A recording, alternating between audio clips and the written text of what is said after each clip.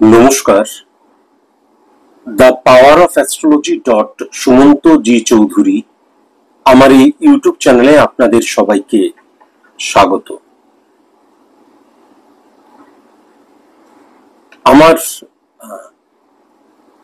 অনেক online prediction বা scientific astrology নিয়ে যে আলোচনা,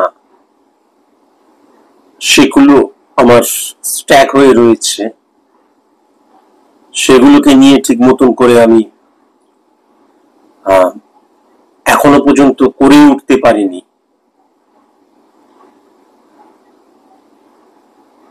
আসলে মনটা আমার একদম ভালো নেই।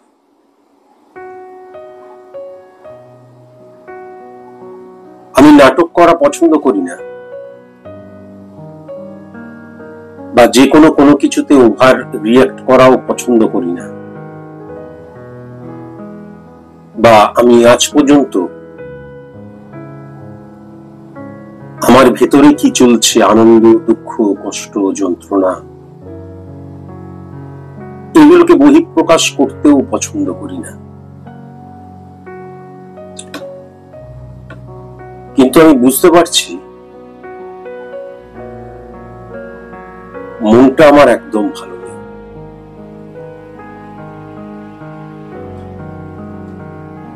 বেশি কথা এ ব্যাপারে আমি অবশ্যই বলবো না, কিন্তু মনটা আমার একদম ভালো নেই। আজকেও আমি যে এই অনুষ্ঠানটি করছি, এটা কোনো রকমের কোনো প্রেডিকশনও নয়, কোনো সায়েন্টিফিক অ্যাস্ট্রোলজি নিয়ে বা সায়েন্স ভিত্তিক কোনো অনুষ্ঠান নয়।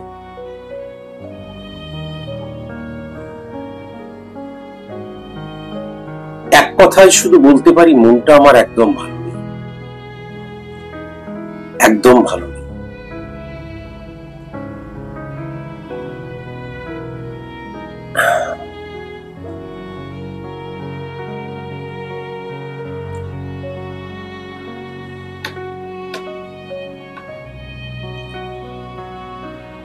আমি সায়েন্টিফিক অ্যাস্ট্রোলজি নিয়ে আলোচনা করতে গিয়ে সায়েন্টিফিক অ্যাস্ট্রোলজির বাইরে চক্র নিয়ে আলোচনা করেছি, কিভাবে ভালো থাকা যায়, বা আমাদের যে গুপ্ত শত্রুর জায়গা, এগুলোকে কিভাবে বোঝা যায়, এগুলোকে সায়েন্টিফিক্যালি ব্যাখ্যা করার চেষ্টা করেছি। কিন্তু পিওর সায়েন্সের মধ্যে দিয়ে ব্যাখ্যা করেছি। আমি এমন অনেক আলোচনা করেছি যেগুলোর মধ্যে হরমোন, গ্রন্থি, পিওর সায়েন্স বলতে যা বোঝায় সেই সায়েন্সকে তুলে ধরেছি, যেগুলোর মধ্যে দিয়েও আমরা আমাদের স্পিরিচুয়ালিটি, বা বলা যেতে পারে আমাদের শরীরের মধ্যে কতটা শক্তি আছে, সেই শক্তিটার বহিঃপ্রকাশ কিভাবে করা সম্ভব, এগুলোকে নিয়েও আমি আলোচনা করেছি। যার ভুল ব্যাখ্যা আমরা এতদিন ধরে জেনে এসেছি, সেগুলোকেই আমি কেবল সেই ভুলগুলোকে শুধরাবার চেষ্টা করেছি। কিন্তু যেহেতু আমি একজন অ্যাস্ট্রোলজার, সেটা আপনি সায়েন্টিফিক অ্যাস্ট্রোলজার বা অ্যাস্ট্রোলজার যে নামেই ডাকুন, আমি অ্যাস্ট্রোলজার, এবং যেহেতু এই গ্রহ হরমোনের দ্বারাই কিন্তু চালিত পরিচালিত হচ্ছে, আমি বহুবার বলেছি যে হরমোন রিপ্রেজেন্ট করে গ্রহকে, গ্রহ রিপ্রেজেন্ট করে হরমোনকে। সুতরাং যখনই হরমোন ফাংশনের কথা চলে আসবে আমাদের শরীরের মধ্যে, তখনই কিন্তু সায়েন্টিফিক অ্যাস্ট্রোলজির কথা চলে আসবে। প্রচুর প্রচুর মানুষ সাধুবাদ জানিয়েছে, আমাকে শক্তি জুগিয়েছে, এবং আমার অনুষ্ঠান তাদের ভালো লাগছে সেটাও তারা জানিয়েছে। কিছু মানুষ কেন, প্রচুর মানুষ অনেক প্রশ্ন করেছেন। খুব গুটি কয়েক কিছু মানুষ প্রশ্ন করেছেন, কিন্তু প্রশ্নের চাইতে থ্রেডনিং দেওয়াটা যেন তাদের বেশি হয়েছে, এটাও আমি লক্ষ্য করেছি। যখন আমি কোনো সাবজেক্ট নিয়ে আলোচনা করছি এবং সেটা আপনাদেরকে শোনাবার জন্য, দেখাবার জন্য যখন আমি আলোচনা করছি, এবং সেই ভিডিওটা যার মধ্যে দিয়ে সেই সাবজেক্টটাকে আপনারা জানছেন, আপনাদের অনেক প্রশ্ন থাকতেই পারে। থাকবে না অনেক প্রশ্ন? আমি তো সেই অ্যাস্ট্রোলজার নই, সুপুরি আর লবঙ্গ পকেটের মধ্যে রেখে দেবেন কোটি কোটি টাকার বর্ষণ হবে, তা তো বলছি না। আমি তো কখনো বলি না যে এই করলে পরে ডেলি লটারি পেয়ে যাবেন, আপনারা কোটিপতি হয়ে যাবেন, বলিনি। অসঙ্গতিপূর্ণ, অবাস্তব, অবৈজ্ঞানিক এবং অবান্তর কথা আমি বলা পছন্দ করি না। যখন আমি একটা সাবজেক্ট নিয়ে আলোচনা করছি, প্রথমে সেই সাবজেক্টটাকে আমি বিশ্বাস করছি তো, এটা আমার কাছে সর্বপ্রথম, কিন্তু সর্বপ্রথম আমার এই দৃষ্টিকোণটা থাকে যে যে সাবজেক্টটাকে নিয়ে আমি আলোচনা করছি সেটা কোনো নেগেটিভ হতে পারে, পজিটিভ হতে পারে। সেই সাবজেক্টটাকে আমি কিভাবে বিলিফ সিস্টেমে ইনপুট করছি এবং তারপর কিন্তু সেটা আমি ইমপ্লিমেন্ট করি। সুতরাং অবশ্যই আপনারা যদি কখনো আমার কোনো অনুষ্ঠান দেখে মনে হয় আপনাদের প্রশ্ন আসছে, অবশ্যই প্রশ্ন করবেন এবং আমি অবশ্যই তার উত্তর দেব। মানুষকে ভুল পথে চালিত করাটা আমার কাজ নয়, মানুষকে ভুল পথ দেখানোটাও আমার কাজ নয়, বা মানুষকে ভুল ভাবে একটা সাবজেক্টকে, সেটা অ্যাস্ট্রোলজিক্যাল সাবজেক্ট না হয় অন্য কোনো সাবজেক্ট নিয়েও যদি আলোচনা করি, তাহলে সেই সাবজেক্টটাকে ভুল ভাবে সম্প্রচার করাটাও কিন্তু আমার দায়ী দায়িত্বের মধ্যে। কেন করতে যাব? এটা আমার সর্বপ্রথম মনে হয়। কেন? আমি কেবল ভিউজ বাড়াবার জন্য, মানুষ দেখবে বলে, মানুষ যত আমার ভুল অপব্যাখ্যা, ভুল ব্যাখ্যা, নেগেটিভ ইনফ্লুয়েন্স দেখবে, মানুষ যে আমাকে এত সম্মান করে, শ্রদ্ধা করে, তাহলে সেখান থেকে তো আমি অনেক ডিক্রিজ হয়ে যাব। এটা সর্বপ্রথম আমার মনে হয় এবং দায়ী দায়িত্ব আছে আমার। কিন্তু আমি যখন কোনো অনুষ্ঠান করছি, সেই অনুষ্ঠানটা যখন আপনারা দেখবেন, তখন বিশেষ করে সায়েন্টিফিক অ্যাস্ট্রোলজি বা যে কোনো সাবজেক্ট, আপনাদেরকেও কিন্তু সেই সাবজেক্টটা সম্পর্কে জানতে হবে। নতুবা আপনারা যখন না জেনে একবার শুনলেন, ভুলভাল প্রশ্ন করলেন বা ভুল ব্যাখ্যা করলেন, তখন সেটা আমাকে অত্যন্ত হিট করে। তার কারণ আমি বারবার বলেছি, the power of astrology dot Sumanta G Chowdhury, যারা শিক্ষিত মনস্ক মানুষ, কেবল তাদের জন্য। আমার চেম্বারেও এমন অনেকে এসছেন, আমরা 3 দিন ধরে আপনার ইউটিউব চ্যানেল দেখেছি তাই চলে এসেছি। তারা না স্পট ইমপ্লিমেন্টেশন ছক জানে, না কালপুরুষ ছক জানে, না গ্রহের অবস্থান সম্পর্কে জানে। প্রথমের যে প্রশ্ন, যিনি আমায় প্রশ্ন করেছেন, তার প্রশ্নটি প্রশ্নর মতোই করতে পারতেন। তিনি আমায় বলেছেন 15 এপ্রিল থেকে 15 মে রবি উচ্চস্থ।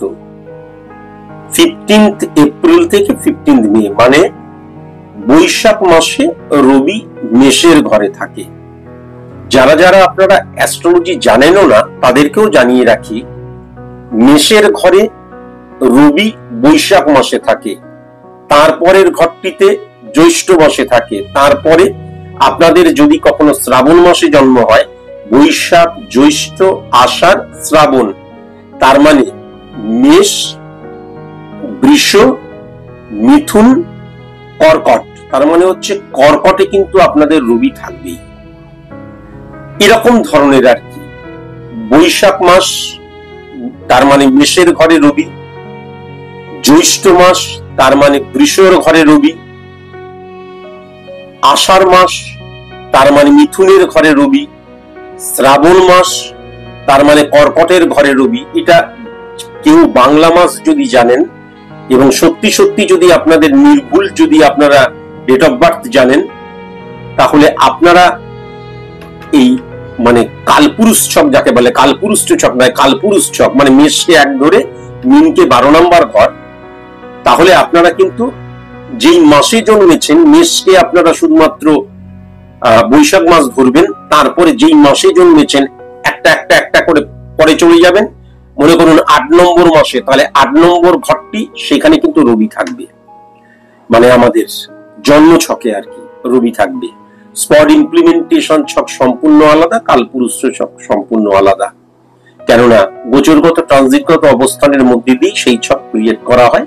এই নিয়ে আজকে আমি আলোচনা করব না। এই যে মানুষটি, তিনি নারী না পুরুষ আমি জানি না, তিনি বলেছেন 15 এপ্রিল থেকে 15 মে রবি উচ্চস্থ। তাহলে আমি এই মেষের ঘরে রবি নেই, অথচ একটা প্রেডিকশনে বলেছি রবি উচ্চস্থ। তিনি আমায় প্রশ্ন করেছেন যে 15 এপ্রিল থেকে 15 মে মধ্যে তার জন্ম নয়, তাহলে রবি উচ্চস্থ হলো কি করে? ফার্স্ট। তারপর তিনি অদ্ভুত একটা কথা বলেছেন, আপনি কিসের অ্যাস্ট্রোলজার মশাই? প্রথমে একটা কথা অবশ্যই আমি কিন্তু একটা জিনিস পরিষ্কার বুঝে গেছি যে যিনি এই প্রশ্নটি করেছেন নয় তিনি কোন অ্যাস্ট্রোলজার এবং অত্যন্ত চিপ অ্যাস্ট্রোলজার, অ্যাস্ট্রোলজি সম্পর্কে তার কোনো জ্ঞান নেই, এটা পরিষ্কার। আর যদি তা না হয় তাহলে তিনি কোনো কর্ম করেন বা ঘরে বসে থাকেন, ঘরে বা যাই করুন, তিনি একটা চটি বই কিনেছেন কোথা থেকে, কিনে পরে রবি এতে উচ্চস্থ থাকে, এরকম যেমন থাকে না মঙ্গল 6 নম্বর ঘরে, 7 নম্বর ঘরে রবি, 1 নম্বর ঘরে 2 নম্বর ঘরে উচ্চস্থ নিচস্থ, এইগুলো তিনি জেনেছেন।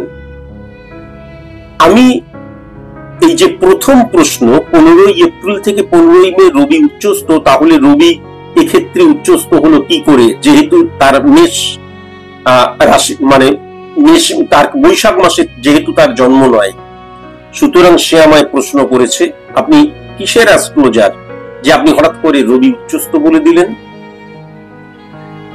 আপনি অ্যাস্ট্রোলজার কিনা জানি না, যদি অ্যাস্ট্রোলজার হন যদি না হন তবু আপনাকে একদম কোনো ক্রিটিক্যাল ব্যাখ্যা দেব না, নর্মাল একটা ব্যাখ্যা দিচ্ছি যাতে প্রত্যেকটা মানুষ বুঝতে পারে। মনে করুন যে আমার সেপ্টেম্বর মাসে জন্ম, বা মনে করুন বাংলা দিয়েই বলছি বৈশাখ জ্যৈষ্ঠ আষাঢ় শ্রাবণ ভাদ্র মাসে মনে করুন আমার জন্ম, হ্যাঁ ফাল্গুন মাসে আমার জন্ম, চৈত্র মাসে আমার জন্ম যদি হয়, তাহলে সেক্ষেত্রে তো রবি উচ্চস্থ থাকছে না আপনার কথায়। রবি মানে মেরুদণ্ড, রবি মানে নেতৃত্ব, আমি দলীয় কোনো নেতৃত্বের কথা বলছি না, মানে নেত্রী সুলভ বা নেতা সুলভ আচরণ, কর্তা সুলভ আচরণ, মেরুদণ্ড টান টান থাকার কথা রবি উচ্চস্থ থাকলে। আমি ফ্লাকচুয়েশন এইগুলো বাদই দিয়ে দিলাম, কেননা এইগুলো তো আপনি জানেনই না। তাহলে আপনারা যারা যারা আমার অনুষ্ঠানটি দেখছেন তারা বলুন, এবং সরকারি সাপোর্ট বা সরকারি চাকরি, হ্যাঁ সরকারি তুল্য বা সরকারের আনুকূল্য, এইগুলো কিন্তু পাওয়া যায় যদি রবি স্ট্রং থাকে। আমি কেতুর কথা আনছি না ইনার প্রশ্ন ধরে। তার মানে যারা বৈশাখ মাসে জন্মায়নি বা যারা অগ্রহায়ণ মাসে জন্মেছে, হ্যাঁ যারা চৈত্র মাসে জন্মেছে, যারা আশ্বিন মাসে জন্মেছে, আষাঢ় মাসে জন্মেছে, শ্রাবণ মাসে জন্মেছে, তারা জীবনে কোনোদিন এই যে সরকারি তত্ত্বাবধান বা আমি নর্মালি ধরে নিলাম সরকারি চাকরি পেতে পারে না, তাই তো? তাহলে তাদের কখনো মেরুদণ্ড বলে কিছু থাকবে না, তাই তো? তার মানে আমার যে বৈশাখ জ্যৈষ্ঠ আষাঢ় শ্রাবণ ভাদ্র আশ্বিন কার্তিক অগ্রহায়ণ পৌষ মাঘ ফাল্গুন চৈত্র, কেবলমাত্র বৈশাখ মাসে যারা জন্মাচ্ছে, এই যে এত সরকারি চাকুরে, তারা বৈশাখ মাসেই কেবল জন্মেছে। আপনার কথাতে তাই, কেননা রবি উচ্চস্থ না থাকলে আপনি যে অ্যাস্ট্রোলজির কথা বলছেন সেই অ্যাস্ট্রোলজি একটা জিনিস অবশ্যই বলে যে রবি উচ্চস্থ না থাকলে সরকারি চাকরি পাওয়া যায় না, সরকারি আনুকূল্য পাওয়া যায় না, তার নেতৃত্ব দেবার ক্ষমতা থাকে না, মেরুদণ্ড স্ট্রং হয় না, হ্যাঁ অর্থাৎ আদর্শবান হয় না। তার মানে এই পৃথিবীতে বা আমি ভারতবর্ষেই ধরলাম 140 কোটি মানুষের মধ্যে যারা সরকারের আনুকূল্য পাচ্ছে, সরকারি চাকরি পাচ্ছে, সরকারি তুল্য চাকরি পাচ্ছে, যারা নেতৃত্ব দিচ্ছে, যাদের মেরুদণ্ড আছে, আদর্শবান যারা, তারা কেবল বৈশাখ মাসে জন্মায়, তাই তো? যদি এটা ঠিক হয় তাহলে আপনি ঠিক, কিন্তু এটা কোনো মতেই ঠিক নয়। মন আমার ভালো নেই, আমাকে হাসাবেন না। অ্যাস্ট্রোলজি এত ইজিয়েস্ট সাবজেক্ট নয় যে দুটো পাতা পড়ে নিলাম বা একটা চটি বই পড়ে নিলাম আর আমি অ্যাস্ট্রোলজি জেনে গেলাম। শনি তুলার ঘরে উচ্চস্থ থাকে, শনি তুলার ঘরে উচ্চস্থ থাকে এবং মেষের ঘরে রবি উচ্চস্থ থাকে। কোনো কারণে রইল না, শুধু রবিকে নিয়েই আমি বলছি। বৈশাখ, জ্যৈষ্ঠ, আষাঢ়, শ্রাবণ, ভাদ্র, আশ্বিন, কার্তিক, অগ্রহায়ণ, অগ্রহায়ণ মাসে যদি কারো জন্ম হয় তার মানে সে কখনো আদর্শ বলে তার কোনো কিছু থাকবে না, তাই তো? মানে তাহলে প্রেডিক্ট করাটা কত ইজি হয়ে যাচ্ছে। চিন্তা করুন, একটা বাচ্চা ছেলেকে শিখিয়ে দেবে দুদিনে অ্যাস্ট্রোলজার যে 8 নাম্বার ঘরে রবি, তার মানে মান সম্মান হানির জায়গা। 8 নাম্বার ঘরে রবি তার মানে, বা মনে করুন বৈশাখ, জ্যৈষ্ঠ, আষাঢ়, শ্রাবণ, ভাদ্র, আশ্বিন, কার্তিক, অগ্রহায়ণ, পৌষ মাঘ, ফাল্গুন, চৈত্র, চৈত্র মাসে কোথাও রবি রয়েছে, চৈত্র মাসে আমার জন্ম, তাহলে চৈত্র মাসে রবি, তার মানে আমি পিতৃবিরোধী হবই, তার মানে আমি চরিত্রহীন হয়ে যাব, কেন রবি কিন্তু 12 নম্বর ঘরে নেগেটিভ ফল দেয়। মানে আপনার কথাতে ভুল ব্যাখ্যা, ভুল ব্যাখ্যা। আপনি কিসের অ্যাস্ট্রোলজার যেই প্রশ্নটা করেছেন, আমি আপনার সাথে আর্গুমেন্টে জড়িয়ে আপনাকে খারাপ কথা বলে, হ্যাঁ, আমি নিজে খারাপ হতে চাই না। এখানে যে যে মানুষ দেখছেন তারা জানেন এরকম করে কখনো রবির ব্যাখ্যা করা যায় না বা কোনো গ্রহেরই ব্যাখ্যা করা যায় না। প্রথমত, একটা গ্রহ স্ট্রং কিনা আমি কিভাবে বুঝবো? আমি এটা বলিনি, তারপর আরেকটা কথাও আসছি। আমি যে গ্রহটিকে নিয়ে আমি ব্যাখ্যা করব, যে গ্রহটিকে নিয়ে তার পাওয়ার বা আমার ছকের মধ্যে তার প্রতিকূলতা বা অনুকূলতা, সেইগুলোকে যখন আমি আনুকূল্য লাভের জায়গা যখন আমি দেখব, সেই গ্রহটিকে কেন্দ্র ধরতে হবে, ধরে 1 4 7 10 ক্যালকুলেশন করতে হয়। আমি একদম মানে ক্লাস 1 এর পড়াটা পড়াচ্ছি আর কি। যখন সেই গ্রহটিকে কেন্দ্র ধরে 1 4 7 10 ক্যালকুলেশন করছি, তখন কোনো কারণে দেখা গেল রবি স্ট্রং হয়ে রয়েছে। 1 নাম্বার ধরে যখন ক্যালকুলেশন করছি, দেখা গেল 1 4 7 10 4 নাম্বার ঘরে হয়তো চন্দ্র বসে রয়েছে, কিন্তু চন্দ্র নেগেটিভ হয়ে গেছে। তাহলে আমার যদি রবি, আমি বৈশাখ মাসে জন্মেছি, মেষ রাশিতে রবি রয়েছে, তাহলে কোনো মতে আমার মধ্যে মেরুদণ্ড বা আদর্শ বলে কোনো কিছু থাকবে না। কোনো কারণে দেখা গেল রবি কেন্দ্র ধরে 1 4 7 10 ক্যালকুলেশন করেছি এবং সেক্ষেত্রে কোনো মতে দেখা গেল 8 নাম্বার ঘরে চন্দ্রের সাথে 6 9 কানেকশন, 8 নাম্বার ঘরের অধিপতি গ্রহ, কিন্তু দেখা গেল 10 নাম্বার ঘরে ফিজিক্যালি বসে রয়েছে, তাহলে রবি উচ্চস্থ হয়ে রয়েছে, তাহলে উচ্চস্থ রবি সবচেয়ে নেগেটিভ ফল দেবে। আমি কিন্তু একদম ইজিয়েস্ট ভাবে বোঝাচ্ছি। আপনি যখন এটা বলেছেন আপনি নিশ্চয়ই অ্যাস্ট্রোলজার, তার মানে এইটুকুটা তো আপনি বুঝবেন। সুতরাং আমি বেশি ক্যালকুলেশনে যাচ্ছি না। সুতরাং এই যে যাদের 15ই এপ্রিল থেকে 15ই মে অর্থাৎ বৈশাখ মাসে জন্ম, তাদেরই কেবল রবি স্ট্রং থাকবে, নট নেসেসারি। আমি এরকম লক্ষ লক্ষ এক্সাম্পল দেখিয়ে দিতে পারি, তারা সরকারি তুল্য চাকরি বা জীবনের চাকরি পায়নি, বা দেখা গেছে কাজ করতে গিয়ে বিকিয়ে গেছে, মনুষ্যত্ব বিকিয়ে গেছে, মেরুদণ্ড বিকিয়ে গেছে। আমি আবার বলছি, তাই জন্য রবি 1 নাম্বার ঘরে থাকলে ই হয়, 3 নাম্বার ঘরে থাকলে ই হয়, রবি মেষে থাকলে উচ্চস্থ ফল দেবে, শনি কেবলমাত্র তুলাতে থাকলে উচ্চস্থ ফল দেবে। এই যে একটা ধারণা, আমি লাস্ট 6.5 বছরে এই ধারণা থেকে বেরিয়ে আসতে বলেছিলাম, এবং বেরিয়ে আসতে হবে কিভাবে আর বেরিয়ে আসা কেন প্রয়োজন তার ভুরি ভুরি এক্সাম্পল দিয়েছিলাম। তাই জন্য 1টা 2টো ভিডিও দেখলেন, নিজস্ব মতবাদ কমেন্টসটা অন রয়েছে, অন করে দিলাম, কখনো করবেন না। আর সেই জন্যই কিন্তু ওটাকে পার্সোনাল কমেন্ট করে রেখে দিয়েছি, কারণ এইগুলো যখন মানুষ দেখবে বিভ্রান্ত হয়ে যেতে পারে, কিন্তু আমি সব দেখি। সুতরাং আপনার এই চিন্তাধারা পুরোপুরি ভুল। আপনার এই চিন্তা, আমার কথাটা কতটা বুঝলেন আমি জানি না, কেননা ওই আমি একটা কথা বারবার ধরে জানি যে মূর্খরা কিন্তু গোয়ার তুমি বেশি হয়, আমি যেটা বলছি সেটা ঠিক। তাই যদি হয়, মনে করেন আমি যেটা বলছি সেটাই ঠিক, তাহলে আপনাকে আরো অ্যাস্ট্রোলজি নিয়ে সাধনা করতে হবে। আমার বৈশাখ মাসে জন্ম বলেই আমার রবি উচ্চস্থ হয়ে গেল, রবি মেষ রাশিতে রইল। মেষের রবি সবচেয়ে স্ট্রং ফল দেয়, কিন্তু মনে রাখা দরকার প্রত্যেকটা গ্রহের সাথে প্রত্যেকটা গ্রহের সম্পর্ক রয়েছে। বিশেষ করে রবিকে কেন্দ্র ধরে 1, 4, 7, 10 ক্যালকুলেশন সাইন্টিফিক অ্যাস্ট্রোলজির বিচার এরকম ভাবে করা হয়। তাহলে 1, 4, 7, 10 ক্যালকুলেশনের মধ্যে ভাইব্রেশন পার্সেন্টেজ যে গ্রহগুলোর সাথে সম্পর্ক, সেই গ্রহগুলোকে কেন্দ্র ধরে আবার 1, 4, 7, 10 ক্যালকুলেশন, তার মধ্যে দিয়েই কিন্তু এক একটা গ্রহের পজিটিভ ইনফ্লুয়েন্স লক্ষ্য করা যায়। আবার একটা গ্রহ আমার জীবনের একটা পার্টে অত্যন্ত দেখা গেল স্ট্রং, আবার আরেকটা জায়গায় নেগেটিভ। দেখা গেল আমার কর্মক্ষেত্রে রবি উচ্চস্থ হয়ে রয়েছে, কিন্তু আবার কোনো কারণে আমার দেখা গেল 4 নাম্বার ঘরকে ড্যামেজ করে দিল। তাহলে আমি ধরেই নিলাম যে রবি উচ্চস্থ, এবং ধরেই নিলাম আমি সরকারি চাকরি করছি, বা আমি নেতা বা নেত্রী, বা আমার মেরুদণ্ড রয়েছে, সব ঠিক, কিন্তু আলটিমেট সেটা এমন ভাবে ইনফ্লুয়েন্স হবে যেটা আমার ব্যক্তিগত জীবনকে হ্যাম্পার করবে, যেটা আমার জীবনের যে আনন্দের জায়গাকে হ্যাম্পার করবে, এবং জৈবিক যে সুখ, যে কোনো সুখ, সেটা দামি গাড়ি, বাড়ি, ফ্ল্যাট থেকে শুরু করে প্রেম, ভালোবাসা, সেক্স, যে সুখগুলো রয়েছে সেগুলোকে মিসইউজ করার জায়গা কিন্তু লক্ষ্য করা যায়। এমন তাই জন্য আপনার কাছে আমার অনুরোধ, যদি আপনি কখনো অ্যাস্ট্রোলজি নিয়ে কোনো কিছু বুঝতে না পারেন এবং প্রশ্ন করেন, আমাকে দেখে অসভ্য মানুষ বলে নিশ্চয়ই মনে হয় না, বা আমি অসভ্য মানুষের জন্যও নয়, আপনি আমার কাছ থেকে জেনে নেবেন, আমি আপনাকে শিখিয়ে দেব।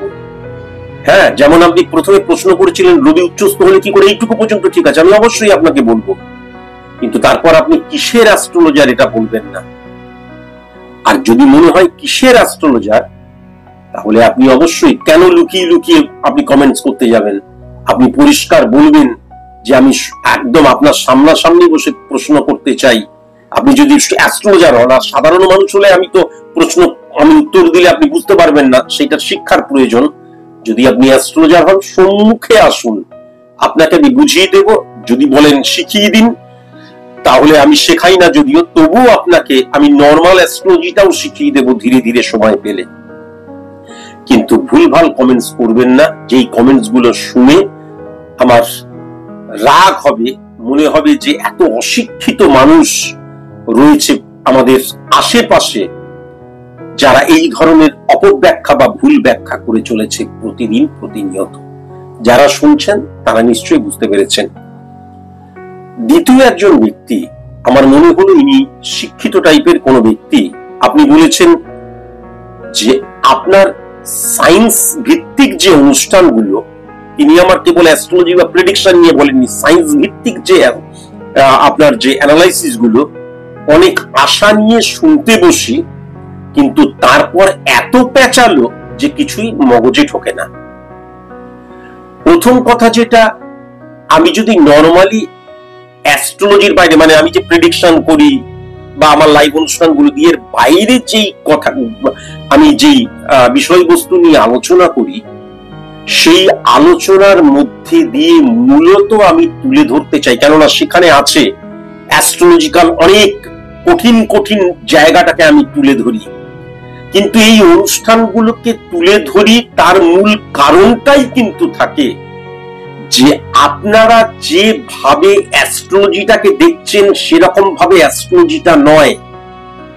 মনে রাখা দরকার, আমি যেমন শুনেছিলাম তস্যমেন তোপফুলো, আপনারা সবাই জানেন যে পৃথিবীর মধ্যে একটি দেশের ভাষা হচ্ছে তস্যমেন, ভাষাতে বলা হয় তস্যমেন তোপফুলো। তস্যমেন তোপফুলো মানে কি, আমি তোমাকে ভালোবাসি। আমি শুনেছিলাম জানিনলতি ভাইরুস কাম মাইরুরিকায় তো হামতি ইটা, তার মানে কি জীবনের মধ্যে আরেকটা জীবনকে খোঁজে, হোয়াটএভার, যাই হোক। আমি এমন ভাষা শুনেছিলাম, দেখছি কেমন ধরনের ছন্দে ছন্দে কথা বলছে, আমি বুঝতে পারছিলাম না কি। তখন আমি বলেছিলাম এগুলো কি বলছি, তখন যিনি রিপ্রেজেন্ট করছিল, যিনি আমাকে নিয়ে গেছিলেন, যিনি আমার সাথে ছিলেন, তিনি বলছিলেন এই ভাষাটা জানলেই আপনি কিন্তু খুব আনন্দ পাবেন। তখন আমি বলেছিলাম ঠিক আছে, আমি একটা আমাদের ভারতবর্ষের অত্যন্ত ইম্পর্টেন্ট একটা ডায়লগ বলছি, বলুক তো। তখন আমি বলেছিলাম কিতনে আদমি থে, দো আদমি সর্দারো দো থে আর তুম তিন ফির ভি খালি হাত, তো আর কে বাচ্চে, যে বিখ্যাত ডায়লগটা রয়েছে। সুন্দরভাবে তিনি কিন্তু তাদের মুখ দিয়ে বলা করিয়েছিলেন, কুতনো রসিপটি পুট্টপতি রন্ট নুনিকন পুট্টপতি কুকুট্টু নুনিকন পুট্টপতি নাসলুরু ঠুন্নি মারি পদু চুলকে হারিকারি কুট্টানি থুন্দুমানি কুকুট্টুপতে ঢাউসি চুল্লি চুল্লি ধুসো মারি কুন্ডানি। তাই না? তাহলে এখন ব্যাপার যেটা হচ্ছে, আমি যদি এগুলোকে শুনে বলি, আমি খুব আগ্রহ সহকারে তাদের কথাবার্তা শুনতে শুরু করলাম, কিন্তু তারপর দেখলাম যে দূর, তাদের কথাটা আমি কিছু বুঝতেই পারছি না। আপনি যদি এই কথাটা বলেন, তাহলে মনে রাখতে হবে সেই ভাষাটাকে বুঝতে গেলে আমাকে সেই ভাষাটা শিখতে হবে। আমরা নরমালি জেনে এসেছি কুণ্ডলী নিয়ে। কুণ্ডলী মানে হচ্ছে আমরা পাহাড় পর্বতে গেলাম, এই চক্র জাগরিত হয়ে গেল, এই মন্ত্র। আমি যখন বলছি কোনো কিছু বাইরে থেকে জাগরিত করার প্রয়োজন নেই, ভেতরেই জাগরিত করা সম্ভব, আমার কর্মের মধ্যে দিয়ে, দৃষ্টিভঙ্গির মধ্যে দিয়ে, প্রকরণগত দিক দিয়ে এবং ইমপ্লিমেন্টেশনের মধ্যে দিয়ে, তখন আপনার বিলিফ সিস্টেমের জায়গায় সেটা অধরা হয়ে যাচ্ছে। তার কারণ সেই জায়গাটায় কখনো আপনি আপনার মনকে, আপনার শিক্ষাকে হিট করাননি। এবং যখন আপনি সেইটা অ্যাস্ট্রোলজিক্যাল দিক দিয়ে জানার চেষ্টা করছেন, তখন আপনার তো অসুবিধা হবেই। তার কারণ সায়েন্টিফিক অ্যাস্ট্রোলজি দুর্বোধ্য একটা সাবজেক্ট। তা যদি না হতো, তাহলে পশ্চিমবাংলার ঘরে ঘরে সবাই দেখবেন এমনি সবাই সায়েন্টিফিক অ্যাস্ট্রোলজি বলে ছেড়ে দেয় বটে, কিন্তু সায়েন্টিফিক্যালি ব্যাখ্যা কি তারা দিতে পারে? পারে না। কেন পারে না? সেটা তারা শেখেনি। তাই তাহলে আপনার সায়েন্টিফিক অ্যাস্ট্রোলজির ব্যাখ্যাগুলোকে, যে কোনো কিছুকে যখন সায়েন্টিফিক্যালি অ্যাস্ট্রোলজির মধ্যে দিয়ে ব্যাখ্যা করছি, সেটা আপনার প্রথমে শুনছেন, তারপরে পেঁচালো মনে হচ্ছে, তখন মনে হচ্ছে দূর ভালো লাগছে না। তার কারণ সেই সাবজেক্টটা সম্পর্কে আপনি জানেন না। আমি সেই সাবজেক্টটাকে তুলে ধরছি এটাই আপনার কাছে প্রকাশ করার জন্য, যে আপনি যেভাবে 4 নাম্বার ঘরে মঙ্গল, 6 নাম্বার ঘরে রবি জেনে এসছেন, সায়েন্টিফিক অ্যাস্ট্রোলজি অত ইজিয়েস্ট ব্যাপার নয়। সায়েন্টিফিক অ্যাস্ট্রোলজি কতটা দুরূহ, এবং সায়েন্টিফিক অ্যাস্ট্রোলজির রন্ধে রন্ধে কিভাবে সায়েন্স বিরাজ করছে, হরমোন বিরাজ করছে, গ্রন্থি বিরাজ করছে, হ্যাঁ, এই যে রিয়েলিটি, পিউরিটি, অ্যাকুরেসি কিভাবে প্রতি মুহূর্তে আমাদের পরিচালিত করছে, এটাকেই রিপ্রেজেন্ট করাটা আমার কাজ। এবার আপনি সেটাকে বুঝবেন তখনই। একটা সায়েন্টিস্টের ভাষা আমি কখনো বুঝতে পারবো না। একজন ডাক্তার যখন প্রেসক্রাইব করবে, আমি তার কিছুই বুঝতে পারবো না। সেটা বুঝতে হলে আমাকে সেইটা নিয়ে পড়াশোনা করতে হবে, অনেক অনেক অনেক পড়াশোনা করতে হবে, এবং সেখান থেকেই কিন্তু আমি যদি জানি তবেই সেটা বুঝতে পারবো। তাই জন্য আপনি একদিনে একবার শুনছেন সায়েন্টিফিক অ্যাস্ট্রোলজি বা সায়েন্টিফিক্যালি ব্যাখ্যা, বা এই যে হরমোনাল এবং সায়েন্সের, হরমোনাল এবং অ্যাস্ট্রোলজির এবং হরমোনাল এবং সায়েন্সের গ্রন্থির মিলনের ফলেই যে গ্রহের যে এক একটা তারতম্য আমাদের জীবনের মধ্যে পরিবর্তন নিয়ে চলে এসছে, এটা বুঝতে গেলে বোঝার উপযুক্ত হতে হবে। আমি আশা করি আপনাকে বোঝাতে পারলাম। এবার আপনি যদি প্রশ্ন করেন তাহলে প্রোগ্রামগুলো করছেন কেন? প্রোগ্রামগুলো করছি এই কারণের জন্যই, সচেতন বার্তা, আপনাদেরকে সচেতন করার জন্য যে অ্যাস্ট্রোলজিটা এতটাই গভীর, অ্যাস্ট্রোলজিটা এতটাই কিন্তু তার ডেপথ রয়েছে, অ্যাস্ট্রোলজির মধ্যে এত মানে ক্যালকুলেশন, এত অঙ্ক, এত পার্সেন্টেজ, এত ভাইব্রেশন। তাহলে যারা যারা বলছে ঘরের ঝুল নিয়ে চলে আসুন, বাস্তুদোষ খণ্ডন হয়ে যাবে, বা যারা যারা বলছে ও 12 নম্বর ঘরে মঙ্গল, তার মানে কিন্তু তোমার negativity, seeking stone standing on the সিশোর, তার মানে সমুদ্রের পাড়ে দাঁড়িয়ে তারা নুড়ি কোরাচ্ছে আর বলছে আমি সমুদ্রের গভীরে গিয়ে কিন্তু নুড়ি কুড়িয়ে আনছি। আসলে সমুদ্রের গভীরটা কতটুকু বা সমুদ্রের যে কত গভীরতা, সেটাকেই রিপ্রেজেন্ট করাটা কিন্তু আমার কাজ। তৃতীয় আরেকজন প্রশ্ন করেছেন, মানুষের জীবন যদি এত দুরূহ হয়, তাহলে এত মানুষ জন্মাচ্ছে কি করে? প্রশ্নটা তুমি আরো সুন্দরভাবে বা আপনি আরো সুন্দরভাবে রিপ্রেজেন্ট করতে পারতেন, যাতে আমি ঘাবড়ে যেতে পারি। কিন্তু আপনি বারবার ধরে বলছেন এর উত্তরটা কিন্তু দেবেন, এর উত্তরটা দেবেন, কিন্তু এর উত্তরটা দেবেন। ধরে নেওয়া যাক এক্স বলে একটি মেয়ে আর সুমন্ত বলে একটি ছেলে। তাদের মধ্যে বিবাহ হলো, লিগেলি বলছি বিবাহ হলো, বিবাহ হবার পর এবার তাদের শারীরিক মিলন হলো। সুস্থ দুটি শরীর যখন মিলিত হলো, শুক্রাণু এবং ডিম্বাণুর একত্রীকরণ ঘটলো। তাহলে একটি পুরুষের শুক্রাণু যখন রিপ্রেজেন্ট করছে, তখন শুক্রাণু কিন্তু নেচার, শুক্রাণু কিন্তু দৃষ্টিভঙ্গি, শুক্রাণু কিন্তু আমার যে প্রবণতা সেগুলোকে রিপ্রেজেন্ট করে। ডিম্বাণু কিন্তু আধার, চরিত্রকে নির্ধারণ করে ডিম্বাণু। সায়েন্স বলছে, আমি বলছি না। তাহলে এই যে আমি টাইমিং এর কথা বারবার ধরে বলি, বা যখন আমি এটাও বলি যে হরমোন এমন জিনিস যেটা কিন্তু ফাংশন করার পর ডিস্ট্রয় হয়ে যায়, সেই হরমোনটা ডিস্ট্রয় হতে হতে আবার কিন্তু 41 দিনের পর 42 দিনে সে আবার কিন্তু তার ক্রিয়েট হয় এবং আবার ফাংশন কিন্তু সে করতে শুরু করে, আবার কোনো কাজ করে। এরকম হরমোনগুলো কিন্তু প্রত্যেকটি হরমোনের কাজ হচ্ছে এটা। তাহলে যখন আমি মিলিত হচ্ছি, তখন এই যে নেচার বা এই যে দৃষ্টিভঙ্গি বা এই যে আচরণের কথা বললাম, পুরো সাইন্টিফিক্যালি, তাই জন্য মিলিত হওয়া এত ইজিয়েস্ট ব্যাপার নয়। এবং এই কারণের জন্যই কিন্তু মাথায় রাখার প্রয়োজন আছে যে বিবাহের পর যাও একটা ঘরে গিয়ে শুয়ে পড়ো, যাও এই করো, সেটা কখনো কিন্তু বলা হয়নি। সবসময় একটা ফুল সজ্জা, একটা সিচুয়েশন ক্রিয়েট করা হয়, ধরে নেওয়া হয় তাদের প্রথম মানে শারীরিক মিলন বা সঙ্গম যখন করা হচ্ছে, সেই সিচুয়েশনটাকে তাই জন্য ক্রিয়েট করা হয়। তারা সেটাকে ইমপ্লিমেন্ট করুক বা অন্যভাবে ইমপ্লিমেন্ট করুক, সেটা আলাদা ব্যাপার। কিন্তু তাহলে এই যে সিচুয়েশনটাকে ক্রিয়েট করে দেওয়া হয়, বা এই যে মিলনের সময় আমি কতটা এগ্রেশন, আমি কতটা কাম নিয়ে, কতটা কাম প্রবণতা নিয়ে, এবং দুটি শরীর কতটা একজন আরেকজনকে রেসপেক্ট করছে। কেননা দুটো শরীরের মধ্যে কিন্তু ধর্ষণ হচ্ছে না, রেসপেক্ট করছে। স্বামী এবং স্ত্রী সন্তান আসবে বা সন্তান প্রবণতার জন্য তাদের যে মিলিত হচ্ছে, তাহলে তখন কিন্তু তাদের মন, তাদের শরীর, তাদের আচরণ, তাদের প্রবণতা অনুযায়ী কিন্তু সন্তান সৃষ্টি হয়। তাই জন্য এই 140 কোটি মানুষের মধ্যে বলা হয়, আমার মতন দেখতে আরো 7 জন আছে, বলা হয়, কিন্তু নেচার কখনো এক হয় না।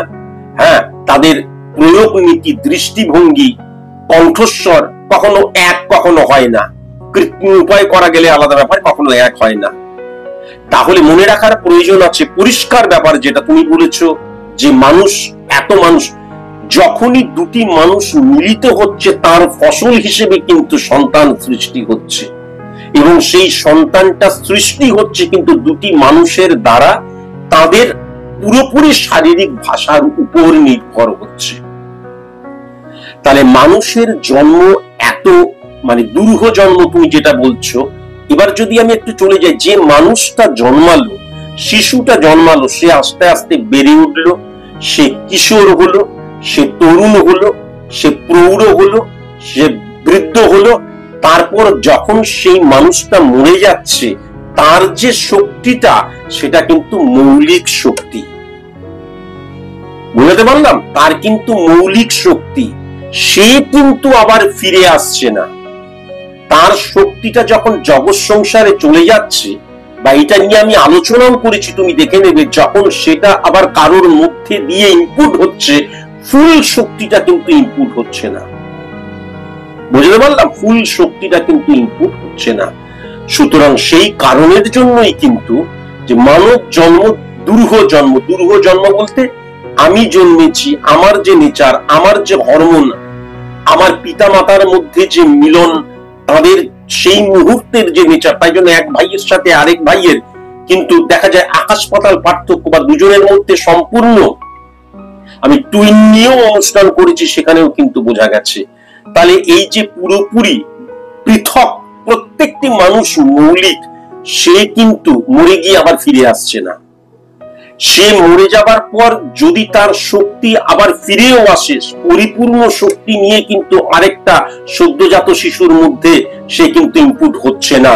বা যখন তার নারী পুরুষের মধ্যে মিলিত হচ্ছে, তখন কিন্তু তার মধ্যে ইনপুট হচ্ছে না, খানিকটা শক্তি তার মধ্যে আসছে।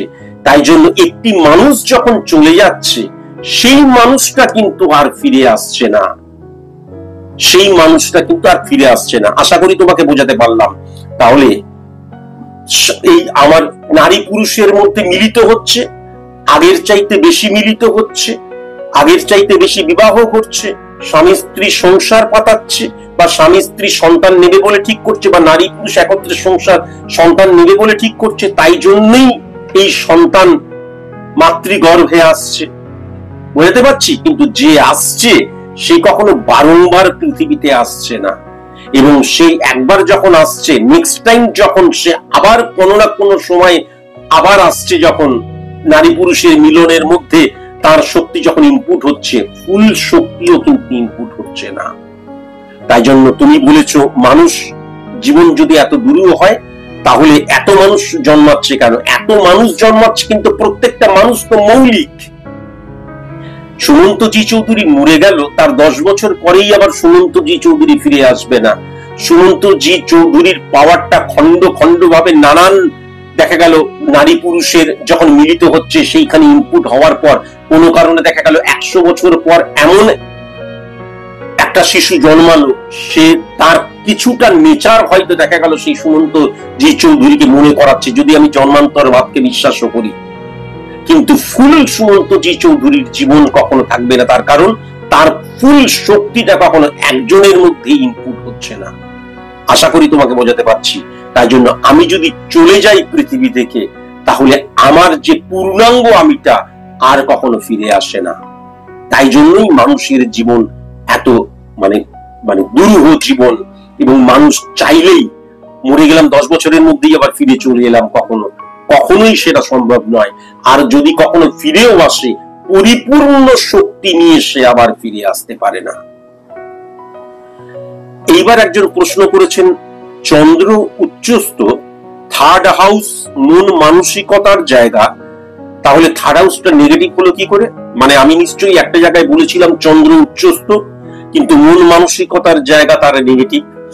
এটা খুব ইজিয়েস্ট একটা প্রশ্ন, তার কারণ চন্দ্র, আবার বলছি, কেবল চন্দ্র দ্বারা নয়। তাহলে যাদের বৃষ রাশি, তাহলে প্রত্যেকেই তাহলে তাদের চন্দ্র উচ্চস্থ হতো, তাদের মন ভালো হতো। আবার সেই ভুল অপব্যাখ্যা এবং ভুল সনাতনী এবং বৈদিক, আজকালকার সনাতনী এবং বৈদিক অ্যাস্ট্রোলজির নেগেটিভ ইনফ্লুয়েন্স লক্ষ্য করতে পারছি। চন্দ্রকে কেন্দ্র ধরে 1 4 7 10 ক্যালকুলেশনের মধ্যে দিয়ে যদি তার 1 4 7 10 ক্যালকুলেশন পজিটিভ হয়ে যায়, এবং চন্দ্রের রিফ্লেকশন যতগুলো গ্রহ হয়েছে পার্সেন্টেজ ওয়াইজ দেখা গেল সংখ্যা গরিষ্ঠ ভাবে চন্দ্রের সাথে পজিটিভ ইনফ্লুয়েন্স ক্রিয়েট করছে, তাহলে কিন্তু একজন জাতকের মন উচ্চস্থ হয়। এটা একটা অদ্ভুত প্রশ্ন, একজন মানুষের মন উচ্চস্থ হচ্ছে বলে তার মানসিকতা এবং তার যে মনোবৃত্তি বা মনোভাবও উচ্চস্থ হবে? Not necessary. কেননা আমার মানসিকতা এবং মনোভাব কেবল মনের দ্বারা পরিচালিত হয় না, ফার্স্ট দৃষ্টিভঙ্গির দ্বারা হয়। তাহলে চন্দ্র মঙ্গল ভেরি ভেরি ইম্পর্টেন্ট, আমার বডি ল্যাঙ্গুয়েজের উপর কিন্তু তার নির্ভর করে। হ্যাঁ, তাহলে হচ্ছে লগ্ন ভেরি ভেরি ইম্পর্টেন্ট।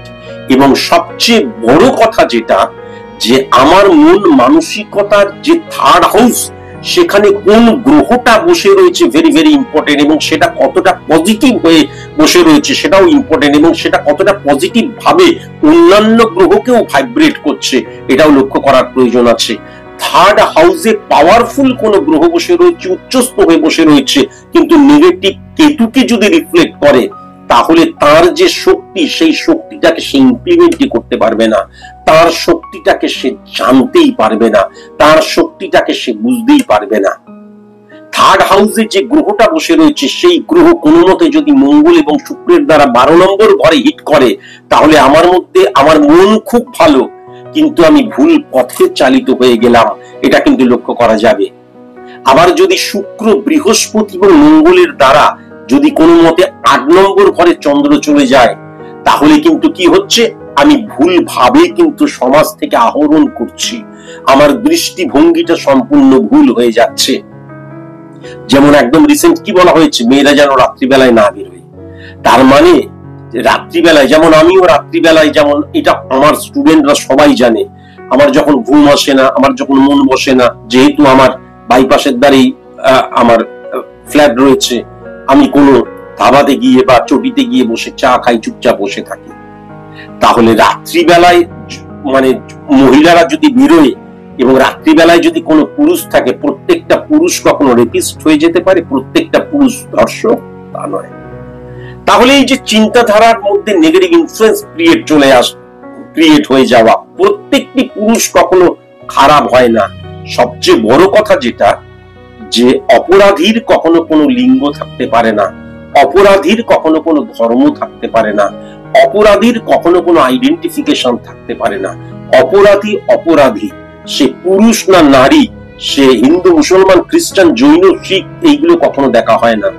এবং তাকে দিয়ে সর্বজনীন বা সার্বজনীন যে ব্যাখ্যা বা নেগেটিভ ইনফ্লুয়েন্স, ও খারাপ তার মানে সবাই খারাপ, সেটা কখনো হতে পারে না। এর বিরুদ্ধে চরম বিদ্রোহ চলছে, বিপ্লব চলছে, এবং এটাকে কখনোই, তাহলে কি হচ্ছে, আমার মানসিকতা এবং মনোভাবের জায়গাটা ভেরি ভেরি ইম্পর্টেন্ট। আমার চন্দ্র, আমার মনটা খুব ভালো বা আমার মন স্ট্রং, সেটাকে কিভাবে আমি ব্যবহার করছি, বা সেটা ভুল ভাবে ব্যবহার করছি না তো।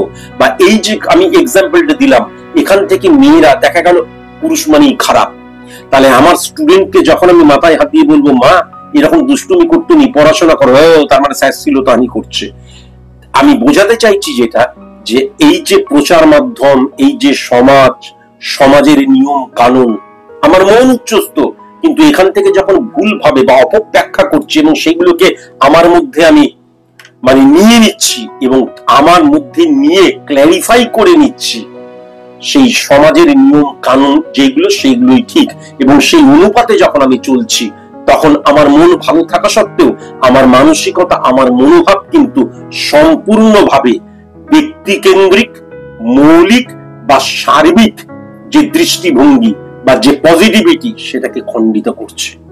বুঝতে পারলাম? কেতু উচ্চ থাকলে কি সবসময় ভালো ফল দেয়? না, একদমই নয়। আমি কি একবারের জন্য বলেছি নাকি কেতু উচ্চ থাকলে সবসময় ভালো ফল? কখনোই দেয় না। কেতু হচ্ছে স্যাটিসফ্যাকশনের কারক গ্রহ।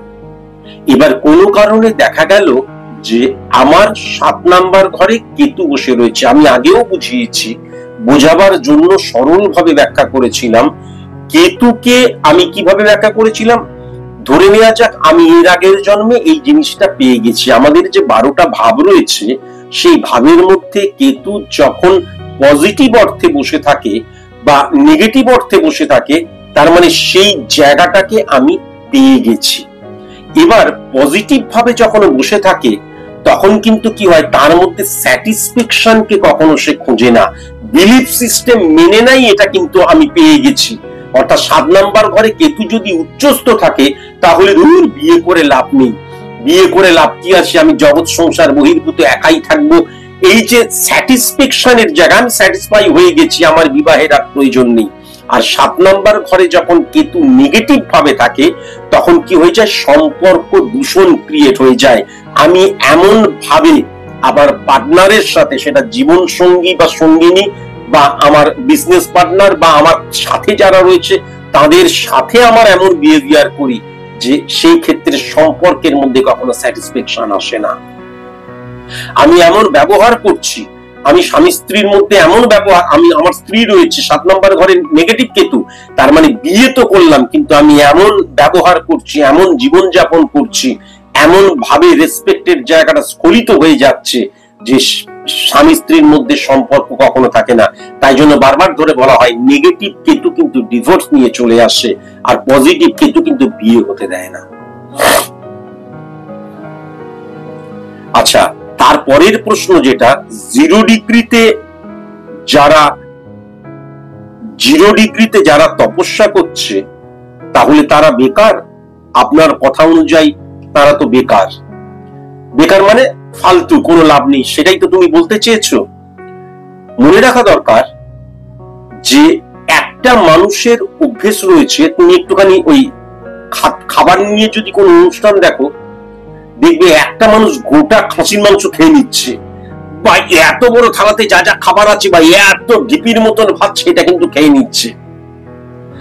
আমি যেভাবে অভ্যস্ত হচ্ছি সেরকম ভাবেই কিন্তু আমি সমস্ত কিছু অ্যাডাপ্ট করতে পারছি। আমি যদি 3 হাতা ভাত রাত্রিবেলায় খাই তাহলেই আমার অম্বল গ্যাস হয়ে যাচ্ছে, অথচ আমার চাইতে বয়সে বেশি পশ্চিমবাংলার বাইরেই একজন আছে, আরে বাপ রে বাপ, সে দেখা যায় যে মানে যখনই খাচ্ছে 2 হাত দিয়ে খাচ্ছে, এবং খাচ্ছে মানে কি 100টা লুচি 200টা লুচি, তার মানে সে কি মহামানব বা সে কি মনীষী? তা কখনো নয়। আমি অত্যন্ত ঠান্ডাতে খালি গায়ে বসে ওম করছি মানেই সেটাকে আমি অ্যাবজর্ব করতে পারছি, এবং সেক্ষেত্রে এবং সেটাতে আমি অ্যাবজর্ব করতে করতে ধাতস্থ হয়ে যাচ্ছি। আমার ঘরের 5 বছরের ছেলেটা বৃষ্টিতে একটু বাইরে বেরোলেই হ্যাচ্চ হ্যাচ্চ করছে, জ্বর চলে আসছে। আর ফুটপাতে দেখা যাচ্ছে 1 বছর 2 বছর বা একদম কোলের সন্তান বৃষ্টির মধ্যে ভিজতে চরম রোদের মধ্যে ঘুরছে, ঘেমে যাচ্ছে, কিন্তু তাদের কিছু হচ্ছে না। তাহলে আমি যদি ইমিউনিটি সিস্টেমের জায়গাটাও দেখি, সেটা কিন্তু হ্যাবিটের উপর নির্ভর করে। এর সাথে সংযমের, এর সাথে স্পিরিচুয়ালিটির, এর সাথে আধ্যাত্মিকতার কোন রকমের কোন সম্পর্ক কখনো থাকতে পারে না। আমি যেমন গিজার চালিয়ে কেবল যে চরম গরম জল, আমি এটা আগেও বলেছি, আমি যখন চেম্বার থেকে ফিরে আসি বা বাইরে থেকে ফিরে আসি রাত্রিবেলায় স্নান করি, যেটাতে করলে আপনাদের গায়ে ফোস্কা পড়ে যাবে। তাহলে এইটা কিন্তু আমি অনেক আগে থেকে করে এসে হ্যাবিচুয়েটেড হয়ে গেছি। অনেকে আছে সকালবেলায় উঠে চরম শীতের মধ্যেও ঠান্ডা জলে চান করে। এর সাথে একে তপস্যা কেন বলা হচ্ছে আমি বুঝতে পারছি না। ওম ওম ওমের মধ্যে আমি কনসেন্ট্রেট করছি, মন্ত্রোচ্চারণের মধ্যে নিজেকে কনসেন্ট্রেট করছি। নিজেকে কনসেন্ট্রেট করার যে তপস্যা সেটা ঠিক আছে, কিন্তু এর মধ্যে দিয়ে স্পিরিচুয়ালিটি জাগরণ কখনো সম্ভব নয়। তার চাইতে তুমি সংসারে থেকে সৎকর্ম, সৎ চিন্তা এবং নিজের দায়িত্বটাকে পালন করলে আমার মনে হয় আমাদের ভেতরের যে স্পিরিচুয়ালিটি সেটাকে অনেক বেশি ইনক্রিজ করা যায়। আর আধ্যাত্মবোধ মানে আমাকে জানা, আমার মধ্যে যে শক্তিগুলো আছে সেই শক্তিগুলোকে জানা এবং সেইগুলোকে ইনক্রিজ করার নামই হচ্ছে আধ্যাত্মিকতা। তাহলে আধ্যাত্মিকতার দিক দিয়েও যদি বলা যায়, আমার জীবনে যদি প্রতিবন্ধকতা না আসে, আমি যদি ব্যর্থ না হই এবং আমি যদি ঠক্কর না খাই, রক্তাক্ত না হই, ঘামে না ভিজি, তাহলে আমার ভেতরের যে জায়গাগুলোকে আমি ফাইন্ড আউট করতে পারবো না। তাহলে সেগুলোকে রেকটিফাই বা সেইগুলোকে উচ্চ মানের বা উচ্চস্ত করার জায়গা কখনোই কিন্তু আসতে পারে না। আশা করি আমি বোঝাতে পারলাম। আচ্ছা, লাস্ট প্রশ্ন, যেটা আরো অনেক প্রশ্ন আছে, লাস্ট প্রশ্ন আর বেশি বাড়াচ্ছি না। বুধ ও শনি 8 নম্বর ঘরে উচ্চস্থ, আপনি বলেছেন কোনো নেগেটিভিটি কি নেই? ফার্স্ট নেগেটিভিটি যেটা, বুধ যদি 8 নম্বর ঘরে থাকে, 8 নম্বর ঘর দ্বারা দেখতে হবে কোন কোন ঘরকে তার সাথে রিফ্লেকশন ক্রিয়েট হচ্ছে। 2-9 কানেকশন 6 এবং 8 এর মধ্যে এমনিতে নরমালি ক্রিয়েট হয়। তাহলে 6 নম্বর ঘর দ্বারা রোগের সূচনা এবং সেটা দীর্ঘমেয়াদী হওয়ার জায়গা 8 নম্বর ঘর দ্বারা বোঝা যায়। একটা কেবল আমি এক্সাম্পল দিচ্ছি, 8 নম্বর ঘরে বুধ যতই স্ট্রং হোক, তার নার্ভের প্রবলেম শারীরিক দিক দিয়ে, যেটা ডাক্তারের দেখার কথা, শারীরিক দিক দিয়ে নার্ভের প্রবলেম কিন্তু চলে আসবে।